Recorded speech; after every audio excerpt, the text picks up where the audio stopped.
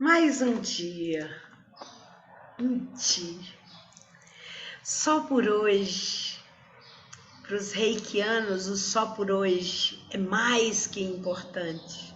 Só por hoje vamos ser felizes.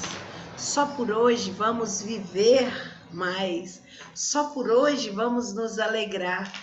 Eu estou vendo a minha Ladybug vestida de perna longa. Eu me lembrei das brincadeiras do Pernalonga, quando ele dizia assim: e aí, velhinho, como você está, velhinho? Como uma forma de se comunicar. E eu falava assim com o meu pai, eu gostava: e aí, velhinho, como você está? E ele: velho não, aqui não tem nada velho não, aqui tem coisa usada. E eu achava o máximo disso. Nós continuamos agora com a nossa mentoria falando um pouco dos complexos de Édipo e de Electra. E aí ontem eu expliquei para vocês, contei um pouco da história, né? E eu queria informar para vocês que há um viés de conflito nos complexos de Édipo e Electra. Nos complexos de Édipo, elaborados por Freud, ele vislumbra meninos e meninas, não apenas o incestuoso do menino, mas também da menina. E quando Carl Jung quis desmembrar, ele encontrou no complexo de Electra uma forma de criar uma diferenciação do Édipo para a Electra. Isso gerou um pouco de conflito junto aos estudiosos, aos psicanalistas. Mas não importa. O que eu quero dizer para vocês é que a função pai e mãe na vida de uma criança, em qualquer fase, ela é primordial. Claro, todos nós vamos ter complexos, N complexos. Ninguém é puro, não somos tábula rasa. Somos condicionantes que escrevem história diante dos processos que a gente vive, quer seja de memórias compartilhadas, quer seja de intuição. E isso que nos faz diferente um dos outros. Mas quando nós nascemos, o primeiro ambiente que nós temos é o pai e a mãe primordial. E é disso que a gente se espelha, é nisso que a gente molda.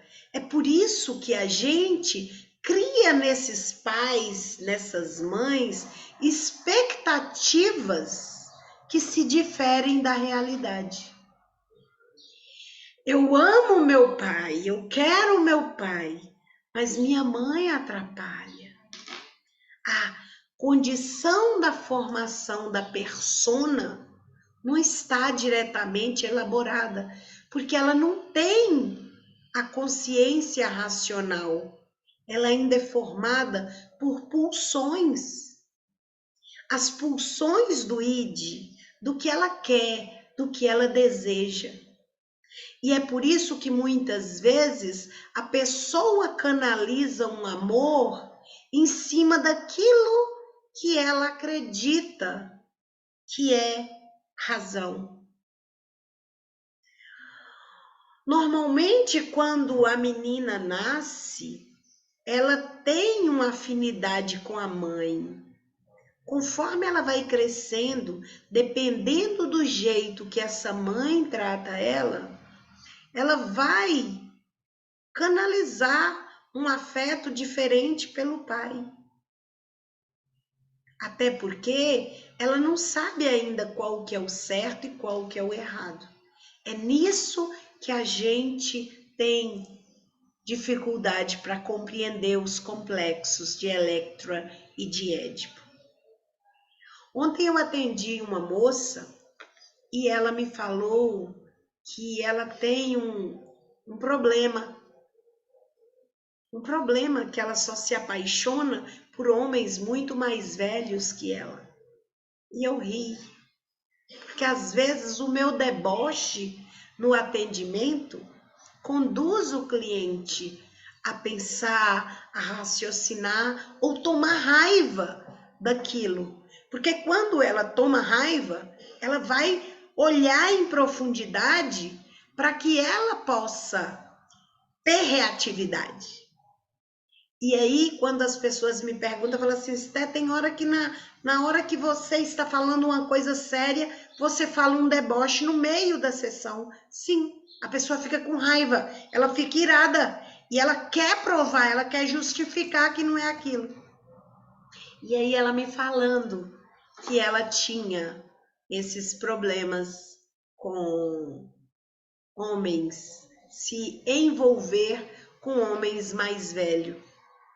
E é uma divisão entre ela, porque uma parte quer os homens mais velhos, mas a outra quer os homens que suprem a sua libido, que suprem a sua vontade sexual. E aí eu comecei a conversar com ela sobre a criança dela. E ela me contou do pai dela, que o pai dela tinha um amor diferente, que o pai dela levava para o bar para beber e que o pai dela sempre dizia: eu te amo, coisa que a mãe não fazia. E ela canalizou, ela projetou o amor do pai para ela. Só que isso ficou no cérebro dela. Então ela precisa de homens protetores. Ela não precisa de marido. Ela tem ido atrás de pais. Eu quero um homem como um pai, como o meu pai. E aí ela se casou com um homem idêntico ao pai dela. Ai, eu sou doida? Eu sou louca? Não, é mais normal do que qualquer pessoa, ou idêntica a muitas outras. Só que a canalização, a projeção e a clivagem da afetuosidade aconteceu lá no período infantil e trouxe para a vida. É por isso que temos tanta gente adulta na função errada. Casamentos que não dão certo porque o homem precisa da mãe para falar tudo, para ensinar tudo. É preciso da mãe dar a validação para que ele viva, porque ele criou um espectro edipiniano. Talvez nem haja a propulsão sexual. Eu não quero minha mãe como mulher. Não, eu quero minha mãe como protetora. Ela é tudo para mim. Sem ela eu não vivo.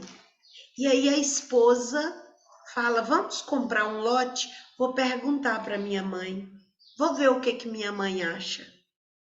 E a mãe, porque vocês sabem que a pessoa que tem um complexo egóico, uma vaidade acima do normal, ela gosta, ela adora recarregar as baterias em cima de pessoas fracas que não têm vontade própria ou amor próprio. E aí a mãe faz o quê? Sabota o casamento. Nossa, minha nora não é tão boa. Minha nora não faz isso, minha nora não faz aquilo. E o homem se deixa levar por aquilo. Por quê? Porque é um homem infantilizado, que está na função criança, que precisa crescer, sair das amarras, dos impulsos, das memórias e das fragilidades que ele próprio impôs na vida. Quando a mulher se apaixona pelo pai e ela cria estoicos de vida na função amor ao pai, ela vira ciumenta, ela vira super protetora, ela sufoca, ela não se solta. É como se fosse um amor doentio. As famosas madas, mulheres que amam demais, porque ela precisa daquela proteção. Ela precisa daquele ambiente. E o que acontece com nós que vivemos o sistêmico, que trabalhamos o sistêmico?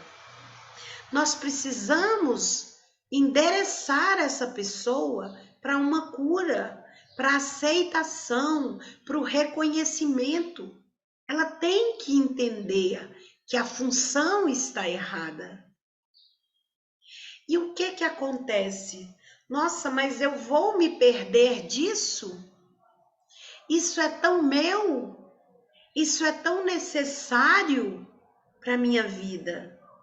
Eu vivo na qualidade de esposa, eu vivo em função do marido. Outra hora, nossa, mas a minha esposa, ela é terrível, ela não cuida da minha mãe, ela quer detonar minha mãe, dramatizando, criando vieses. E quando você chega a iniciar um tratamento, seja constelacional, seja sistêmico, seja psicanalítico, seja psicológico, é muito comum a pessoa não aceitar que ela tem aquele viés, que ela tem aquele complexo.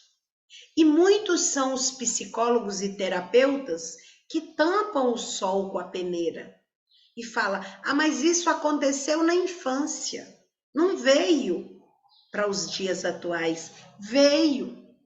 Tanto veio que está aí enraizado e está passando essa memória para os descendentes, está fazendo com que os padrões repetitivos aconteçam com a pessoa.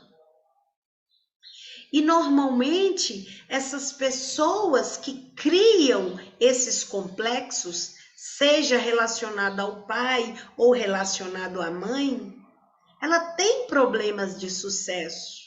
Ela tem problema de liderança, ela tem problema com o dinheiro, ela vive numa escassez.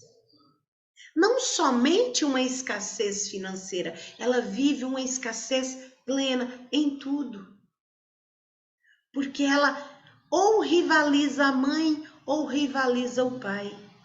E em muitos casos, ela tem uma culpa muito grande por essa rivalização, mas a culpa é subliminar, a culpa está presa no inconsciente. E muitas vezes, como a cliente que eu atendi ontem, ela nem sabia disso. E aí, quando a gente começa a fazer uma linha cronológica dos relacionamentos, ela vê que todos os homens que ela envolve são homens mais velhos, porque ela precisa da força e da função, não de um marido, mas de um pai. E aí você me pergunta, mas como sair disso? Tratando, olhando para isso com carinho, voltando no passado e vendo como isso aconteceu. O que te levou a isso? Qual foi a força que te impulsionou a canalizar uma diferenciação de amor entre a mãe e o pai? Porque em tudo tem que haver equilíbrio. Hoje, as mães estão em função dupla. Ela não é apenas mãe. Ela é mãe, dona de casa, trabalhadora, ajudadora. Ela é tudo na casa. E o que acontece? Ela tem deixado a função um pouco parada, a função mãe. E o que isso desperta? na criança, no adolescente. Eu não tenho valor, eu não mereço. Ninguém me ama, ninguém me quer, ninguém me chama de lagartixa. Por quê? Porque a mãe trabalha 8 horas, chega em casa, tem uma peça para fazer, tem que digitar o trabalho dela, tem que fazer janta, tem que lavar vasilha, tem que lavar roupa, tem que limpar a casa e ainda tem que cuidar e dar amor aos filhos.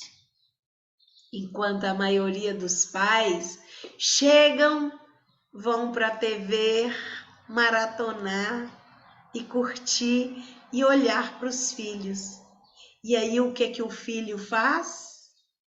O que a filha faz?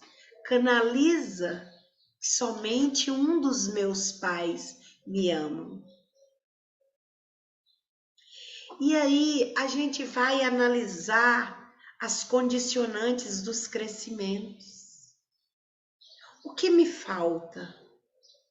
O que é preciso olhar para eu compreender que a vida é bem mais do que aquela doença que eu criei, do que aquele complexo. Analisar quais são os momentos em que eu me perdi da minha mãe. Qual foi o momento que eu a julguei de tal forma que eu canalizei que eu não tenho amor por ela ou por ele. É momento de se olhar para isso. Quando Bert escreve sobre as ordens do amor, ele é efusivo em nos dizer: temos que hierarquicamente pertencer, incluir, amar de forma equilibrada, com harmonia, com dignidade.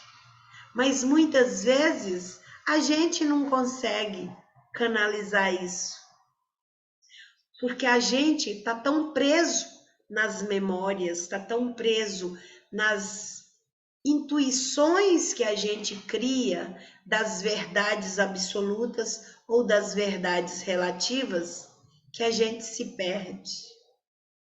E é interessante quando você começa a estudar o sistêmico, que você começa a colocar cada elemento, cada pessoa no lugar, e ao colocar, você vê que você sempre destoa, porque você coloca um pai um pouco mais atrás, ou um pai distante, ou uma mãe distante, ou você distante, ou você bem maior do que os seus pais.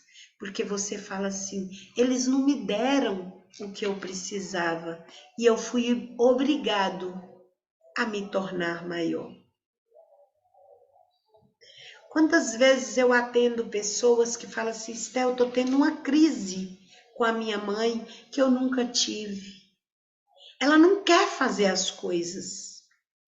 Aí eu pergunto, ela não quer fazer as coisas ou ela não quer fazer as coisas que você quer? Aí a pessoa, as duas. Como assim? Me explica isso. Aí a pessoa vira e fala assim, eu falo com ela que ela tem que vestir um vestido, ela tem que fazer um certo tipo de comida, ela tem que fazer isso. Eu falei, ela tem? Cadê o arbítrio? Cadê a vontade dela? Mamãe, você pode fazer isso e isso e isso. É melhor para você, mas você tem a opção de escolha. O que você quer fazer? Qual é a melhor para você? Talvez ela vai escolher algo ridículo. Você diz, pois é, tá lindo para mim e para você. Mas será o que fulano vai dizer? Ela vai repensar.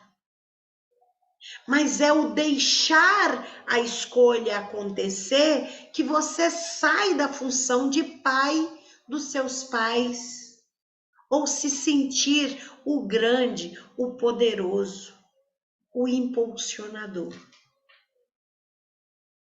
Muitas vezes a gente tem repressões porque a gente mesmo cria. Quantas vezes a gente gosta de algo? Eu tenho um monte de gente assim. Esté, eu gosto de cantar, eu gosto de dançar, mas eu tenho vergonha, porque o povo vai olhar e vai falar: você está dançando? E aí eu logo pergunto: o povo paga seus boletos? O povo paga suas contas? O povo paga sua terapia? Deixa o povo falar. Como diz um cantor que cantava com Elisa, eu não sei direito o nome dele. Deixe que diga, que pense, que fale. Deixa isso pra lá, vem pra cá e venha ver. Não é venha ver, é venha viver. Vem pra cá e vem viver. Porque se você se deixar viver e se aceitar nas suas neuroses e tratar, você consegue. Porque muitas vezes, quando você tem a consciência de que é normal, que é passível de errar, que você pode fracassar, que você tem feridas na infância, que você se conscientiza e olha para aquilo e aceita de forma consciente, pode até demorar um pouco, mas você ressignifica. Eu vou dar um exemplo para vocês para coadunar com isso. Se o seu marido chega para você e diz: eu quero o divórcio, você briga, você xinga, você chora, você debela, você entra em depressão, você tem crise de pânico, você tem crise de ansiedade. A partir do dia que você vai ao cartório ou ao juiz e assina o divórcio, conscientizando que acabou, a vida toma outro rumo. Porque você fala, o que tinha de acontecer, já aconteceu. Então agora é reformular isso. Vou tratar, vou olhar com carinho, vou olhar com amor, vou analisar o que é que aconteceu. Ao invés de virar e ficar, onde eu errei, como eu errei e por que eu errei. Não é isso. O fracasso já existe. Se você sentar e esperar, tudo na vida vai ser um fracasso. Mas se você olha, vê aquilo, acha errado, mas você fala, eu vou mudar, eu vou fazer diferente, você consegue. Claro, é small shifts. Eu precisava emagrecer, eu queria emagrecer. Eu estava com 90 quilos. E aí eu comecei fazendo caminhada. Eu tenho emagrecido dia após dia. Tem hora que chega pessoas para mim e fala, nem notei, você continua do mesmo jeito. Aí eu falo, a balança diz o contrário. Quando eu subo lá, é o contrário. Agora eu tô com 77. As roupas estão frouxas. E tudo bem que você não vê, é problema seu. E o que a gente tem que conscientizar é que pessoas clivadas, pessoas feridas, sejam na infância, seja na adolescência, seja na adultescência, seja na maioridade ou na fase idosa, se ele é ferido, ele vai ferir. Porque a forma dele dizer, eu sozinho não vou ficar nesse buraco. Mas por que ele não luta para sair do buraco? A As pessoas começam a tratar depressão. Ai, eu não consigo ficar sem o remédio é essencial, eu preciso tomar. E conforme você vai desmamando a pessoa do remédio, o próprio neurologista, o próprio psiquiatra vira e fala assim: o que você está fazendo? Ah, eu estou fazendo as coisas que a doida ali está me dizendo. Ah, tá. Tudo bem. Tá dando certo. Ou vamos ver até onde isso vai. Sim, vamos ver. Se você tomava 2 comprimidos por dia e passa a tomar 1/4 de comprimido por dia, você já tem um sucesso enorme. Não é ver aonde vai dar. É continuar fazendo aquilo para dar certo até dar certo. Fazer acontecer. E assim, já aconteceu vezes que chega um cliente para mim e que eu respiro e falo: Senhor, será que eu dou conta? E eu peço ajuda para a pessoa. Eu peço ajuda para um superior, eu peço ajuda para um professor, eu peço ajuda para um colega. E aí dá conta. Mas se eu virar para a pessoa e falar: olha, fulano, sei não. Acho que eu não dou conta, eu tô com medo, eu tô igual você. E agora, como que eu vou fazer? Tem hora que eu pego temas, questões, problemas cabulosos nas constelações. Mas eu viro e falo: Deus, toma conta. O campo é seu, o campo é soberano. Toma conta. E a coisa flui. Mas vocês acham que não dá medo? Dá! Qualquer pessoa tem medo. O medo é uma propulsão criada por nossa mente para nos defender. Só que tem hora que ela é como uma mãe protetora ou superprotetora. Ah, deixa de ser besta, menina. Fica aí deitadinha, levanta não. Outro dia eu tava rolando de rir com as piadas do Marco Luque sobre as mudanças. Que ele estava gostando tanto da pandemia, tanto, que assim, fique em casa, salve uma vida, fique no sofá, não se mova. E para um preguiçoso, isso era crucial, isso era essencial. E aí para ele estava muito bom, que agora o povo voltou à vida normal do que para ele não é normal. Sim, porque ele não quer, ele quer continuar naquela vidinha da normose. E nós somos assim.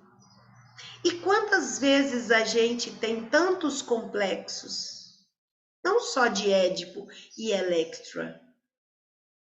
A gente tem complexos de Cinderela, da gata borralheira, da Chapeuzinho, dos 3 porquinhos. E a gente vai criando nesses nossos complexos justificativas plausíveis para nos moldar e para nos vitimizar. Quando uma pessoa chega para você e fala com você: eu tô mal, eu tô isso, eu tô aquilo outro.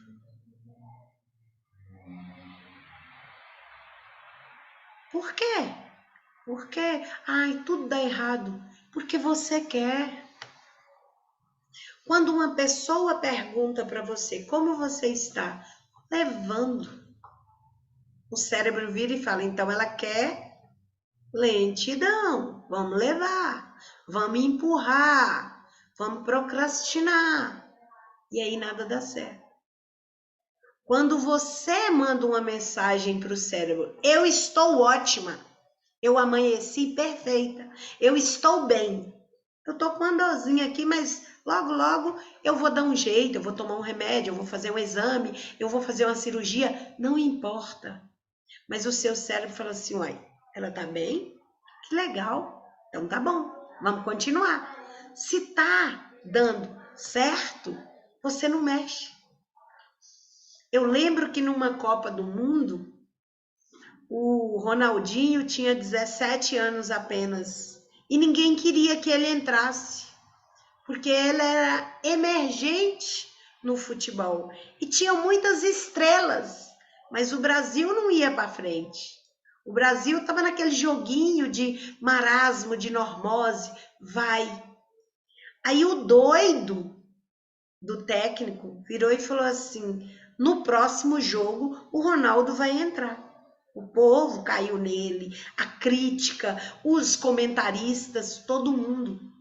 E ele virou e falou, vai sim, porque eu quero, eu posso e eu vou. E eu vou conseguir. E pôs. E logo de início o Ronaldinho bombou. Juntou com um oportunista, jogador, sabe, Romário? Que tudo que vinha no pé dele era papum, papum, papum, e virou os dois. E o que que fez? Ele virou fenômeno. Do nada, do nada. Da noite para o dia, ele virou fenômeno. E continua fenômeno. Por quê? Porque acredita. E o técnico acreditou nele. Talvez ele próprio tinha medo. Eu no meio desse povo, todo mundo famoso. Outro dia a moça virou para mim e falou comigo assim, Esté, você vai fazer a sua mentoria hoje? A Elaine Orives está fazendo um negócio lá de famoso e tal. Falei, vou fazer a minha hoje. Meu público não é de Elaine Orives. Tá tudo certo. Aí ontem a Olinda estava fazendo uma imersão, meu público é 50% Olinda. Aí eu falei, não vou fazer hoje, gente. Vocês vão para Olinda e depois a gente ajeita isso. E tá tudo certo. E tá tudo legal. Mas é isso que hoje eu quero dizer para você. Não importa se você tem qualquer tipo de complexo. Tem que olhar para isso. Tem que tratar. Ah, quem vai em psicanalista, quem vai em psicólogo, quem vai em psiquiatra é doido. Todos nós somos doidos, todos nós somos neuróticos, uns mais e outros menos. Tem um filme excelente chamado O Lado Bom da Vida, que fala sobre a bipolaridade. E as pessoas acham que o doente, o bipolar, o neurótico, o psicótico, ele não pode ter uma vida normal, mas ele pode, desde que acompanhado, desde que orientado. Porque os mesmos medos que uma pessoa tida como normal tem, um doente também tem. Só é preciso ter vontade de mudar. Você quer, fulano, mudar? Quero. É sua verdade? É. Porque eu não vou ficar dando murro em ponta de faca, não. Se você não quer, não adianta. Por que que tem pessoas que precisam constelar 50 vezes a mesma coisa? Porque ela não aceita. Ela vê com os olhos da carne, mas ela não vê com os olhos do inconsciente. Ela quer enxergar, ela quer olhar, mas ela não quer ressignificar. Eu tiro pela minha mãe. Tá muito conveniente para ela essa depressãozinha que ela tá criando. É conveniente.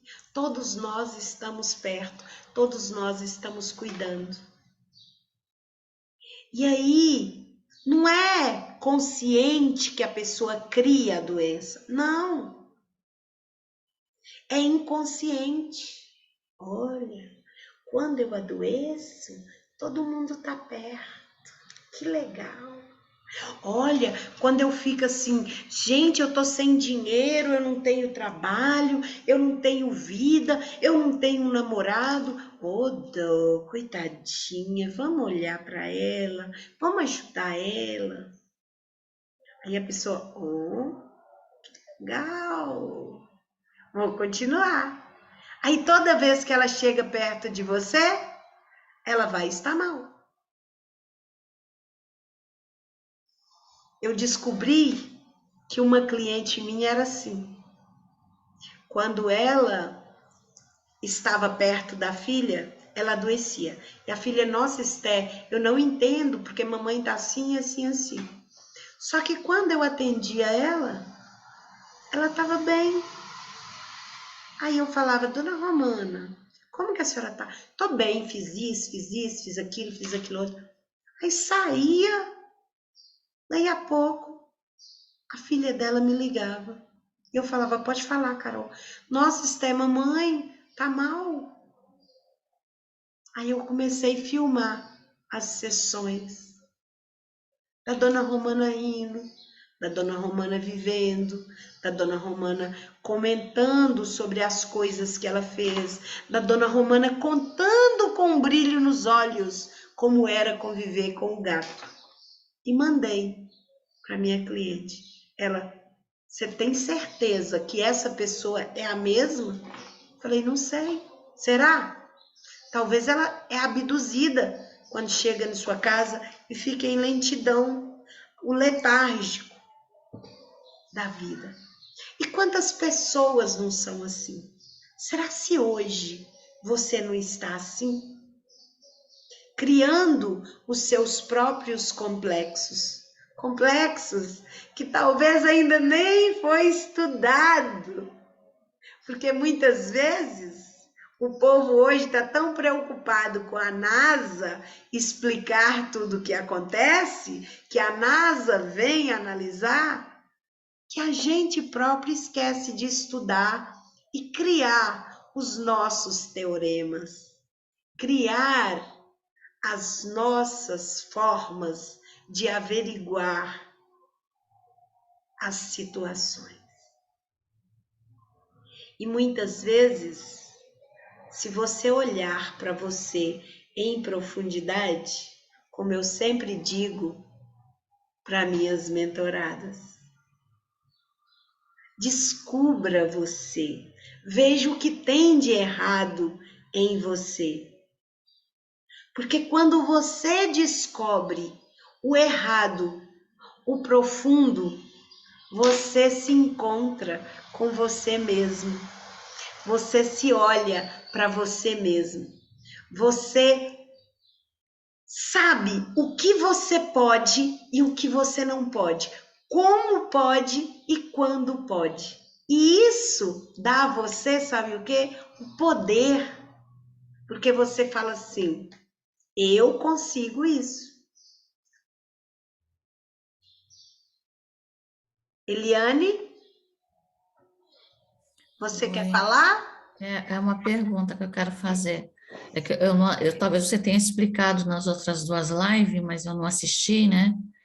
Você estava dando a explicação quando a mulher se apaixona por um homem mais velho, né? E quando é aquele caso, que eu conheço alguns casos assim, né? Que ela se apaixona por uma pessoa, um homem bem mais novo do que ela.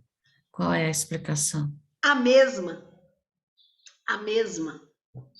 Porque o que acontece é nesse tipo de complexo de Édipo ou de Electra, porque vocês vão estudar e vão descobrir, porque, como eu disse, tem um conflito de uns psicanalistas acreditarem que existe o complexo de Édipo e de Electra e outros que falam que não, que é Édipo na totalidade. Então você, enquanto terapeuta, que vai escolher a sua linha de tratamento, a sua linha psicanalítica de estudo. Então aí vai depender de sua visão. Então, o que que acontece?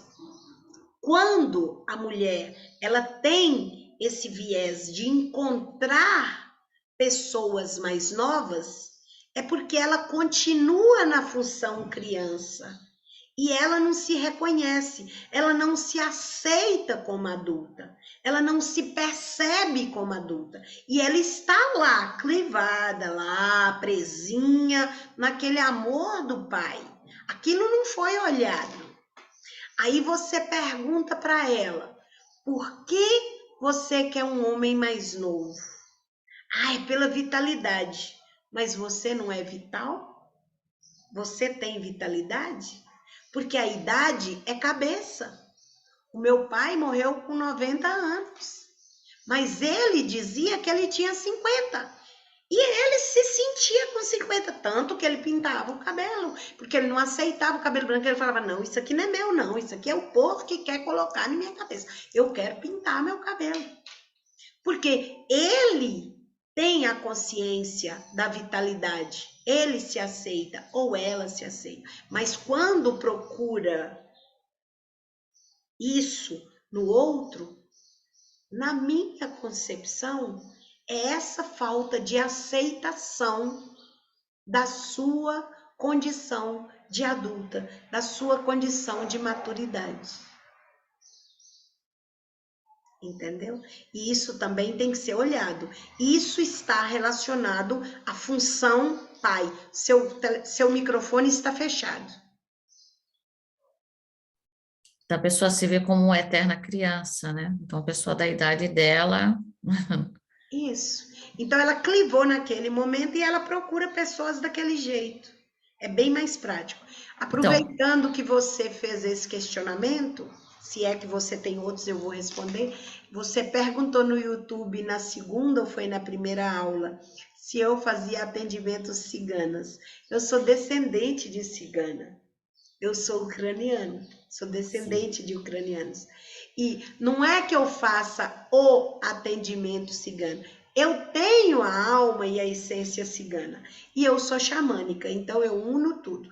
Então, eu não tenho um tratamento direcionado. Olha, eu sou só isso. Ah, eu faço isso. Não. O meu tratamento, ele é global. Eu olho você na essência. E aí eu descubro, vejo, faço uma anamnese e a partir daquela anamnese eu sei o que você precisa. Se você precisa de musicoterapia, eu vou fazer os tratamentos com agregação da musicoterapia. Se você precisa do xamanismo, nós vamos tratar com o xamanismo. Mas não tem o direcionamento assim do atendimento cigano, entendeu? entendi. Então, no caso aí, a pessoa que se apaixona por uma pessoa bem mais nova é porque ela se vê uma eterna criança, Sim, né? aí é que tá. É mais ou menos. É mais ou menos, porque você tem que analisar, Eliane, o que você vê além do aparente no seu cliente, na hora que o cliente chega. Muitas vezes pode ser isso, mas pode ser um amor interrompido que aconteceu lá naquela fase e que ela tá lá presa naquilo. Eu já tive casos assim. Eu já tive casos de a mãe cria na filha crenças limitantes que ela leva para o futuro. Tem o caso de muitos artistas que não querem aceitar a idade.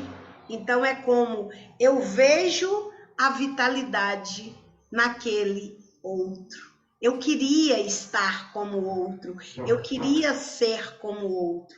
Então, a profundidade da sua anamnese que vai conduzir qual é inicialmente o complexo que ela mostra. Mas tenha cuidado, porque muitas vezes o cliente ele já vai para você levando uma formulação mentirosa para você. Verdade. Aí ele quer, já aconteceu comigo de cliente querer me testar.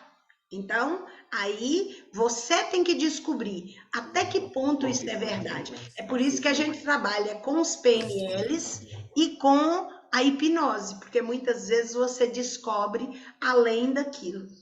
E, normalmente, quando o cliente chega e ele conta a história, e eu estou vendo que a história é cronológica, que eu estou vendo que parece que está indo igual aqueles programas de controle da pulsação do coração, aí eu fico cortando para ele parar de raciocinar. Então, quando eu corto, quebro o raciocínio e ele fala sem pensar. Então, quando você trabalha com a psicologia, que você falou que é psicóloga, e que o cliente está falando, e ele está falando da mãe, mas você vê que a mãe é o foco nele, tudo é a mãe, tudo é tudo. Aí você vira e fala assim: ah, tá, entendi. E seu pai? Me conta um pouco do seu pai. Ele não planejou nada para falar do pai. Aí ele vai jogar para você o que ele não pensou. E aí você fala: aham, tá bom. E aí você capta além do aparente. Boa dica. Então, se vai só numa linha de raciocínio, você quebra, Tem aí que isso vai te. quebrar, tem que quebrar, porque senão Legal. você vai ficar induzido àquilo. Vamos supor, eu tinha uma cliente que ela sempre vinha falar mal do marido, direto. Tudo era o marido, tudo era o marido. E eu já estava acreditando que o problema era o marido. E aí, um belo dia, eu falei assim: uai, esquisito. Aí, no meio da conversa, eu falei assim: que legal, seu marido é uma droga, não é? Aqui, por que você não se separa dele? Bom, eu não sei. Eu não sei por que eu não me separo dele. Mas vem cá. Ele é uma droga, ele é narcisista, ele é alcoolista, ele te agride, ele não faz sexualmente o que você gosta. O que te deixa com ele? Ah, eu acho que é o financeiro, Esther. Tá bom, mas você trabalha. Mas eu vou descer meu padrão de vida. Aí você vê a mudança na tonicidade da voz. A frequência do vibrato é outra. Eu não sei. Nossa, a gente precisa estudar isso. É os famosos. A mãe, eu quero. Outro dia uma cliente virou para mim e falou comigo assim: eu preciso desmamar o meu filho. Ele está com 4 anos e meio e eu não consigo desmamá-lo. Eu falei: ele come outras coisas? Come. Aí ela disse que sempre chegava perto dele e falava assim: isso está te alimentando? Você está cheio? Olha o que ela fazia. Aí a criança não tem a personalidade formada, virava e falava assim: é mesmo, tá faltando o quê? A naninha, que ele chamava o seio dela de naninha. E aí ele falava: mamãe, naninha. Ela: meu filho, mas agora eu tô ocupada. Não, mamãe, eu quero naninha. Aí ela tirava e dava o peito. E ela se sentia bem. Mas depois ela vinha para terapia me encher de informações dizendo que ela precisava tirar o filho do peito, mas o filho gostava. E aí eu fui conversar com o menininho e pedi para fazer um desenho. Nem de peito ele lembrou, nem falou nada. Aí eu falei: vamos tratar você com esse instinto maternal. Você tá querendo ter outro filho? Nossa, eu sempre quis ter outro filho. Eu falei: por que não tem? Meu filho ainda precisa de mim, com 4 anos e meio. O problema não estava no filho, mas ela passava para mim que o problema era o filho. O problema é a falta de dinheiro. Mas quando eu vou no centro, eu pego meu cartão e passo. Eu Isso ensino. fez. Eu ensino análise financeira, e aí eu pergunto para a pessoa, por que seu financeiro tá complexo? Ah, Estel, nem sei. Ah, eu faço de tudo para não gastar. E você anota? Você tem planilha de gasto? Não. Ah, tá. E como que é suas idas ao shopping? Ai, quando eu chego no shopping, eu viro o Whindersson Nunes do cartão de crédito. Eu tenho milhares de dólares na minha conta. E eu, crete, crete, crete. Aí quando chega a fatura, é que o meu corpo. Então, o que eu crio? A pergunta é, o que eu crio na minha vida que gera determinados complexos, determinadas neuroses? Aonde ficou a dor dessa criança ferida? E Isso, quando eu falo criança, eu falo até os 16 anos, viu, gente? Porque até o terceiro, quarto septênio, a pessoa ainda não está totalmente com a personalidade formada. Pode falar, Eliane. isso que você está falando me fez lembrar ontem da fala da Olinda, né?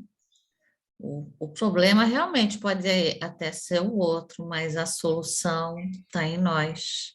Dr. Hewlett, depois lê um pouco o Dr. Hewlett. O Dr. Hewlett diz o seguinte: 90% dos problemas que estão à minha volta são meus problemas. Eu preciso curar primeiro a mim para depois tudo entrar no lugar. É essa a métrica do Ho'oponopono. Por que que quando as pessoas começam a fazer Ho'oponopono, tudo dá errado? Porque você se auto-sabota na cura que você tem que fazer dentro de você. Porque muitas vezes o que você joga para o outro é espelhamento daquilo que você é. Daquilo que você gostaria de ser. Eu não gosto da Esther. Ela ri muito, ela canta muito, ela fez e tal. Ah, tá. Será se não é isso que você também queria? Ah, eu não gosto de fulano, porque fulano é mal educado, é isso, é grosso. Será se você também não está disparando um certo gatilhozinho? Vamos estudar isso. Então vamos tratar o outro nos espelhando no outro, fazendo movimentação de cura em dualidade e não unilateral. Não crie em você contratos leoninos, que seja a cura só para o outro, mas seja também a cura para você. É por isso que eu digo sempre, todo mundo diz, terapeuta precisa de terapia mais que o cliente. Porque é tanto que você associa do cliente que daqui a pouco você começa a coabitar nos problemas dele, a se preocupar tanto com os problemas dele que o problema dele vira seu. Aí quando você vai na terapia, o seu terapeuta vira e fala: para aí, isso é seu? Não é? Então deixa com ele. Deixa com aquele o que é dele, fica só com o que é seu. Assuma a sua responsabilidade. Aceite-se do jeito que você é. Descubra a sua essência, a sua missão e o seu propósito. E aí eu deixo um questionamento para você hoje, para finalizar essa minha mentoria. Quem é você verdadeiramente? Quais são os seus pontos fortes e os seus pontos fracos? Quais são as suas qualidades e quais são os seus defeitos? O que te afeta? O que você deseja para você, mas você não luta para fazer acontecer? Numa mentoria, eu falei sobre dinheiro, e aí Eu falei com você sobre uma cliente minha. Ela queria ter 50 mil na conta do banco. E aí eu virei para ela e falei com ela, quanto que você tem no banco? Ela falou, eu não sei. Ela, eu tenho conta no Bradesco, no Santander e no outro banco e tem no Inter. Eu falei, você já somou os saldos da sua conta? Já somou as aplicações? Já somou o que você tem no seu cofre? Aí ela, não. Eu falei, e como que você vem me falar que você quer ter 50 mil se você não sabe nem o que você tem para a gente começar no ponto de partida? Então hoje eu te digo, qual é o seu ponto de partida? O que você quer mudar na sua vida? Porque eu vejo o povo falando, cria metas, cria meta, cria plano, cria não sei o quê e cocria. Nada disso vai dar certo. Criar meta é criar meta, pôr no papel e começar a fazer funcionar. É ir correr atrás. Eu sempre digo, o único lugar que sucesso está antes de trabalho é no dicionário. Você tem que trabalhar. Ah, isso quer dizer que eu tenho que pegar uma pá e fazer massa de cimento? Não é isso. Trabalhar as suas metas, trabalhar os seus planos, trabalhar aquilo que você quer mudar na sua vida. Ah, eu quero um emprego melhor. Você estuda? Ou você chega em casa e liga a Netflix e fica maratonando até meia-noite? Você lê?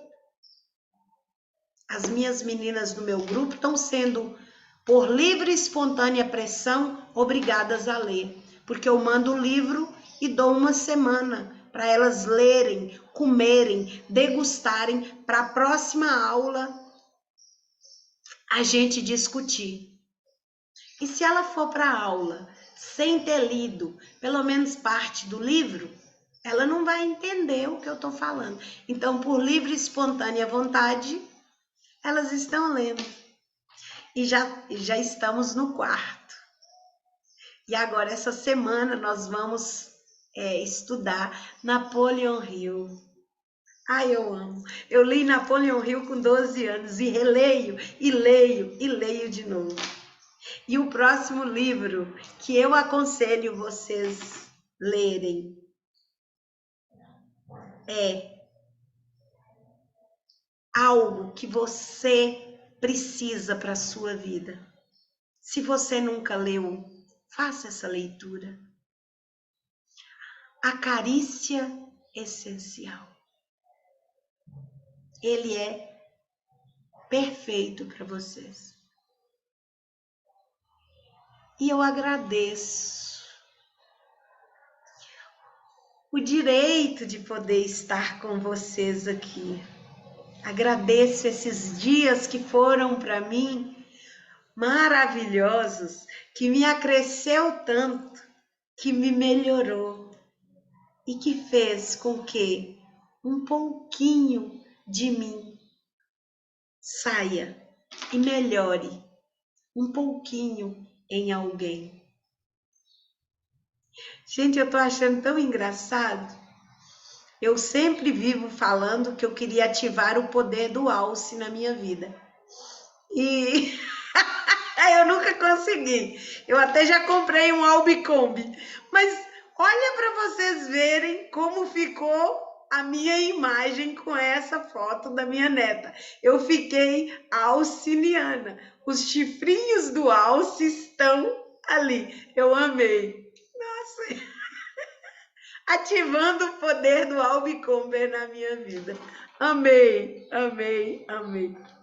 Gratidão, gratidão a todas vocês. Dúvidas, precisarem de mim, quiser algo, estou disponível.